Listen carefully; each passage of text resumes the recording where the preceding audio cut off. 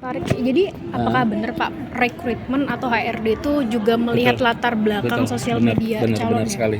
Gitu. Benar sekali, mostly sekarang perusahaan internasional, nasional ataupun BUMN, ASN, P3K itu melihat LinkedIn pertama, yang kedua Instagram dan Facebook. Tiga itu yang paling Akun dilihat. sosial media Ya, akun sosial media. Itu bukan mutlak menentukan, tapi salah satu komponen dari penentu.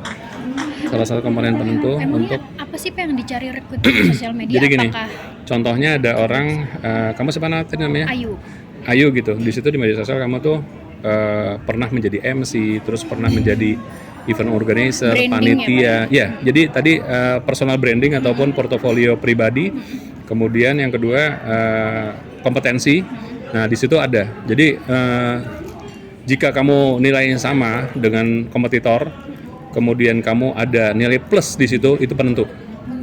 Nah, karena aku udah melaksanakan sebagai interviewer. Nah, Terus bagaimana Pak yang memanfaatkan sosmed, misalnya Twitter buat mencurahkan isi hatinya, tapi itu bukan tidak mengganggu kerja, tapi serta-merta buat meluapkan hari-harinya, itu gimana Pak? Apakah termasuk di penilaian juga atau karena ini bukan akun yang menggunakan nama aslinya? itu Mas, itu gimana, Pak? tentu kan akun asli itu yang jadi domain itu kan akun asli.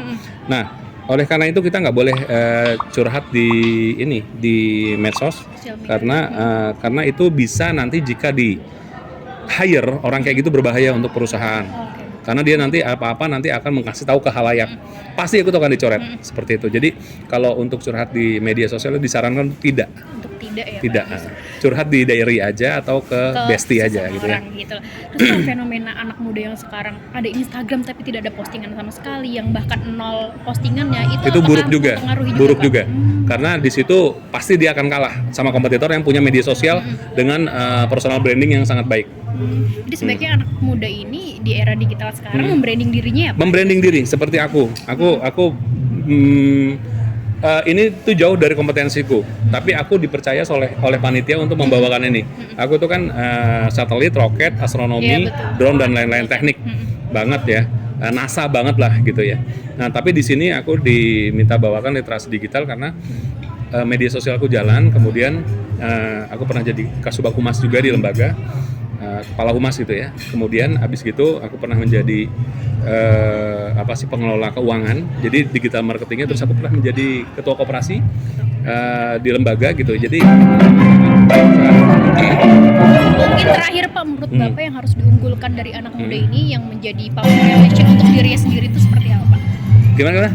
Yang perlu diunggulkan anak muda yang Gini, Bapak jadi perbanyak kegiatan ilmiah, kegiatan positif, dan itu jangan terlewat begitu saja, harus dokumentasi di dalam media sosial. Jadi portofolio digital, gitu. Jadi semua kegiatan yang ada seperti ini itu di branding juga. Seperti kamu bikin pentas seni, branding juga.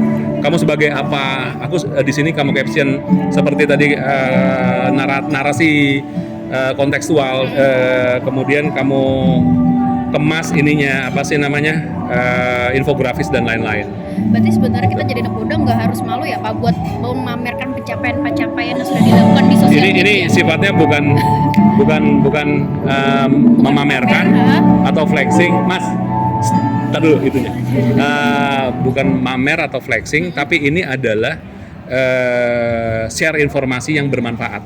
Jadi itu bukan flexing atau pamer, gitu. Jadi nggak jadi masalah ya Pak? Nggak jadi masalah karena ini adalah branding. Jadi portofolio gitu. Bapak pernah menjadi recruiter, apakah pernah menemukan kandidat yang menyalahgunakan sosial media ya Pak? Bukan menyalahgunakan, tapi lebih cenderung ke arah kekanak-kanakan gitu ya. Seperti apa itu Pak? Ya, kekanak-kanakan, contohnya caption yang tidak perlu dia utarakan, terus dia mungkin mengkritisi tapi dengan cara yang tidak elegan atau cara positif gitu. Nah, berarti untuk yang HRD melihat latar belakang dari sosial media kandidat ini Pak, itu jadi berapa persen sih Pak berpengaruhnya? Itu fluctuate. Jadi umpamanya ada 2 kandidat yang benar-benar sama nilainya, keplesetnya di sini gitu. Itu berarti kan ya tidak gitu. Berarti dilihat terakhir Pak latar belakang. Iya, terakhir. Jadi ketika aku pernah dari pertama ngelihat dia udah jago menjadi penyiar, ketika meng-hire satu humas gitu, menjadi dia penyiar, kemudian dia MC, kemudian dia IO, kemudian dia pernah jadi sekretaris. Aku hire bener, ternyata dia setelah aku hire jadi P3K, terus PPNPN atau honorer lah. Terus tahun depannya dia tes ASN berhasil menjadi protokol presidenan sekarang. Gitu. Jadi sekarang MC kepresidenan. Jadi setelah aku hire jadi PPNPN atau honorer humas, tahun depannya dia tes CPNS, PNS, dia menjadi MC-nya Jokowi sekarang. Gila nggak? Gila menurut gue. Karena latar belakangnya aku hire itu, ini orang hebat, aku bilang gitu. Tadi aku nggak mau diterima sama tim keputusan. Aku bilang, aku bersikeras harus terima dia. Bener. Dia bertahan cuma 1 tahun karena dia keterima menjadi protokol kepresidenan. Bisa disebutkan Pak mungkin sosmed yang biasa dilirik oleh HRD itu apa? Oh ya tadi yang pertama LinkedIn sama Instagram itu udah nomor 1 ya, Pak, ya? dan Facebook menunjang gitu.